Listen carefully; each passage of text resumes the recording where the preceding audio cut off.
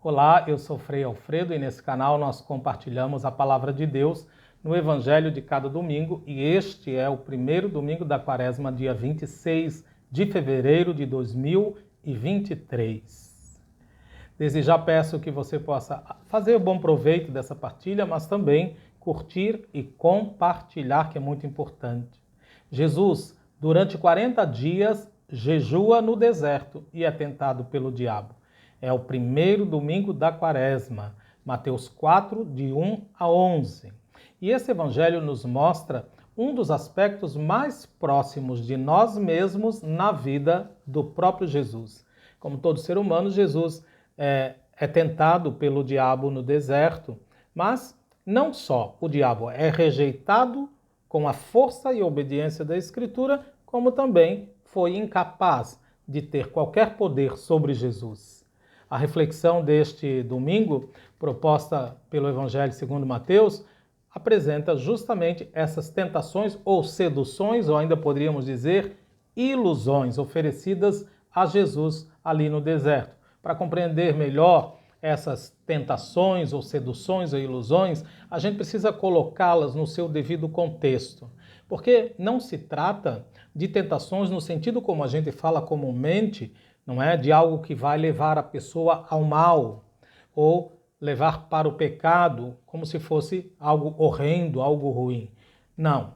A tentação não é nesse sentido, porque na verdade o diabo, ele se apresenta, como a gente vai ver, não como um adversário de Jesus, mas se apresenta como um colaborador, alguém que aparentemente quer o seu bem e vem para conduzi-lo ao sucesso, para ajudá-lo. Começamos então contextualizando a expressão naquele tempo, que é um momento. Que momento? Quando Jesus havia sido batizado no Rio Jordão por João Batista e ali tinha descido o Espírito e a voz do Pai lhe dizia: "Este é o meu filho", portanto, saindo das águas do Rio Jordão. Então, mostra a pessoa de Jesus como o novo Adão, conduzido pelo Espírito ao deserto. E é interessante a gente observar que não é o diabo, né, o espírito do mal, que conduz Jesus para o deserto, como a gente poderia imaginar, mas é precisamente o Espírito Santo, o Espírito de Deus, é força geradora de vida que leva Jesus para este deserto. Então, a primeira coisa a observar é que Jesus está cheio do Espírito depois de sair das águas do Rio Jordão, quando o Pai confirmou: "Este é o meu filho". Jesus está cheio do Espírito que foi dado para ele, para que ele se comprometesse agora a manifestar fielmente a realidade de Deus. Em seguida, o evangelista indica uma sucessão de ações, e a primeira delas é que o Espírito conduziu Jesus pelo deserto. E o deserto evocava, né, diversos fatos e episódios na vida do povo, como o êxodo, o caminho da libertação, o período da provação, mas também evoca o lugar do poder, onde os bandidos vão ali se esconder, não é, para conquistar o poder, onde eles se reúnem. Ali Jesus foi conduzido para ser tentado pelo diabo. O diabo no Evangelho de Mateus aparece esta única vez, neste único episódio.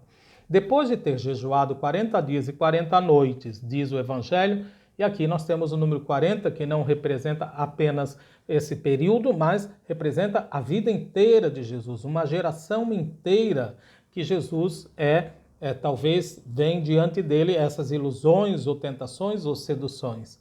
O que ele quer compreenda, o que o Mateus quer que a gente compreenda é isso. Não diz respeito a um período limitado, mas a existência de Jesus toda que foi submetida a essas seduções. É importante que Mateus saliente que esse jejum se dá durante 40 dias e 40 noites para indicar que Jesus não está fazendo um jejum religioso judaico de acordo com a tradição que se iniciava ao amanhecer e terminava ao pôr do sol. Na verdade, essa indicação é uma prova de força porque Mateus quer mostrar Jesus muito superior a Moisés e Elias, que também jejuaram durante 40 dias e 40 noites. Continuando, então o tentador aproximou-se de Jesus e disse: "Se és o Filho de Deus". Na verdade, o diabo não duvida que Jesus seja o Filho de Deus, ainda mais que, como dissemos anteriormente, lá Jesus saindo do Rio Jordão, a voz do Pai confirmou: "Este é o meu filho". Por isso, a melhor expressão é que o diabo faça um convite a Jesus dizendo algo como: já que és o Filho de Deus. Como és o Filho de Deus? Por que és o Filho de Deus? Como se dissesse assim: ah, então és o Filho de Deus? Então manifesta o teu poder. Este é o sentido. Não há dúvidas para o diabo que Jesus é o Filho de Deus. E aqui nós temos um paradoxo antagônico no sentido de que este trecho do Evangelho, enquanto Deus é amor que se manifesta no serviço, mostra também que o diabo é o contrário, poder que se manifesta no domínio. Em seguida vem um oferecimento. Já que és o Filho de Deus, manda que estas pedras se transformem em pão. Na verdade, o que o diabo está sugerindo a Jesus é que Jesus use a sua capacidade, os seus recursos e o seu poder para si mesmo. Mas Jesus responde e responderá sempre citando a palavra de Deus: não só de pão vive o homem, mas de toda palavra que sai da boca de Deus. Nesse momento em que Jesus fala isso, ele está exprimindo a sua plena confiança na ação do Pai, colocando a palavra do Pai em prática, assim como também ele vai agir no decorrer do Evangelho, quando a gente vai perceber que Jesus nunca vai usar a sua capacidade para autoalimentar-se, para autosservir-se, mas ele, o Filho de Deus, fará de si mesmo, ao contrário, pão para os outros, pão e alimento de vida para os outros. Continuando, a segunda tentação, então o diabo levou Jesus à cidade santa. E aqui, sob o disfarce do diabo, Mateus antecipa os fariseus, os saduceus e os doutores da lei, antecipa o que eles vão fazer contra Jesus. Assim, representantes de toda a instituição religiosa. E é importante perceber que o diabo não se apresenta como um inimigo, ou como um rival de Deus, ou como um pecador, repetimos. O fato é que o diabo tem os seus próprios adeptos.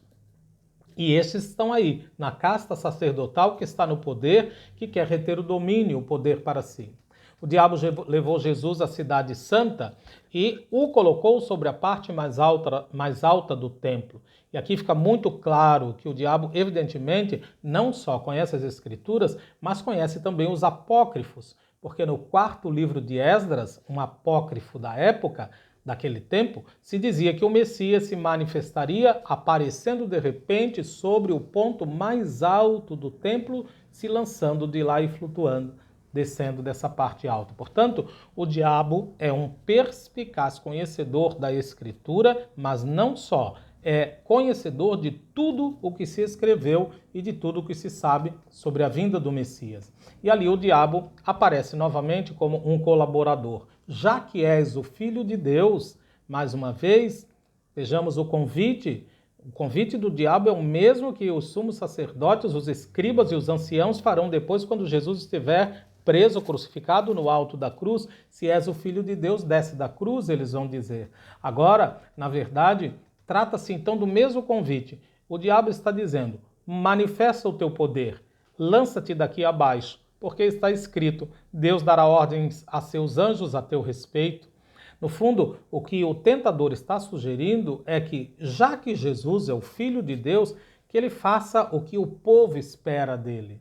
Porque era isso que o povo esperava com relação ao Messias, que é aparecer de repente no alto do templo. Assim mesmo, com um toque a mais, atirando-se dali abaixo, num espetáculo para ser aplaudido e com os anjos fazendo Jesus descer suavemente. Imaginem vocês que visão, que proposta tentadora. Neste ponto, o diabo, como perfeito conhecedor da Escritura, cita o Salmo 91, sobre os anjos guardarem Jesus e os pés não tropeçarem. Mas Jesus, mais uma vez, lhe responde, obediente à palavra de Deus: também está escrito: não tentarás o Senhor teu Deus. Não tentarás. E aqui a gente lembra de tantos episódios lamentáveis, até de representantes religiosos que colocam-se em risco ou colocam a vida do povo em risco com fanatismo, com fundamentalismo com relação a Deus. Se Deus existe, isso não vai acontecer. Se Deus existe, aquilo. Se Deus existe mesmo, isso é desconfiar. Isso é desconfiança de Deus. Trata-se, na verdade, de toda uma série de evocações ali que o diabo tinha feito, de episódios da vida do povo de Israel que manifestam desconfiança de Deus. Teve líderes religiosos que morreram de Covid, porque disseram que Deus não ia permitir. Isso é dizer, atira-te daí de cima, não é para que Deus faça lá a sua mágica. Então, a terceira vez não é igual às duas primeiras, a terceira tentação.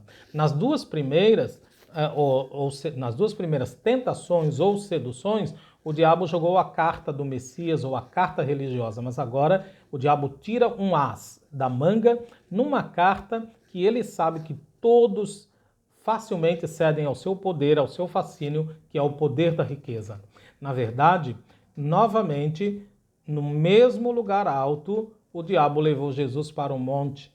E o Monte Altíssimo é o lugar onde os deuses habitam, portanto, indica a condição divina.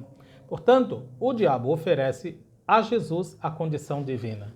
É como se ele sugerisse assim: queres conquistar o mundo todo? Queres ser esperado pelas nações? Precisas ter a condição divina. Precisas ser Deus. Mas como é que se obtém a condição divina? É através da riqueza e do poder, de acordo com a oferta do diabo. Aí então o diabo mostrou-lhe todos os reinos do mundo e a sua glória e lhe disse: todas estas coisas eu te darei.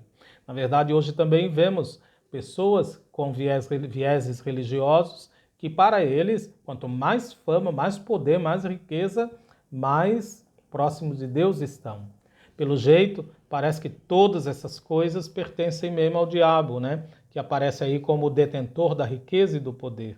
Aliás, na narrativa das tentações do Evangelho, lá em Lucas, ele diz: todas essas coisas são minhas. Portanto, aqueles que detêm a riqueza e o poder, será mesmo que receberam de Deus? Fica aí uma pergunta. Eu te darei tudo isso se, diz o diabo, e aqui tem um se, uma condição, um pequeno detalhe: se te ajoelhares diante de mim para me adorar. Portanto, o diabo oferece a condição divina a Jesus através da adoração do poder. Jesus tem que adorar o poder, a glória e o sucesso. Mas, como a gente disse no início, Jesus vai responder a essa tentação levando o seu tentador, na figura de Pedro, que foi o único dos discípulos ao qual Jesus se dirigiu chamando de Satanás. Afasta-te de mim, Satanás, né? No Monte da Transfiguração, quando Jesus ia subir. No Monte da Transfiguração, Jesus demonstra que não se chega à condição divina através da adoração do poder, mas se chega à condição divina através da entrega, do serviço e do dom generoso de si mesmo. Então, Jesus respondeu: vai-te embora, Satanás, o mesmo apelativo que vai se dirigir a Pedro, que será o seu Satanás no Evangelho. Então Jesus recusa essa oferta argumentando: está escrito, adorarás o Senhor teu Deus e somente a Ele prestarás culto, ou somente a Ele adorarás. Vimos que a terceira ilusão que o diabo propõe é a mais radical, porque aqui a gente pode dizer que ele tira sua máscara e se antes ele agia escondido, agora se apresenta como é. Todas estas coisas eu te darei, quer dizer, os reinos do mundo e a tua glória, eu te darei, prostrados-se aos meus pés me adorarem.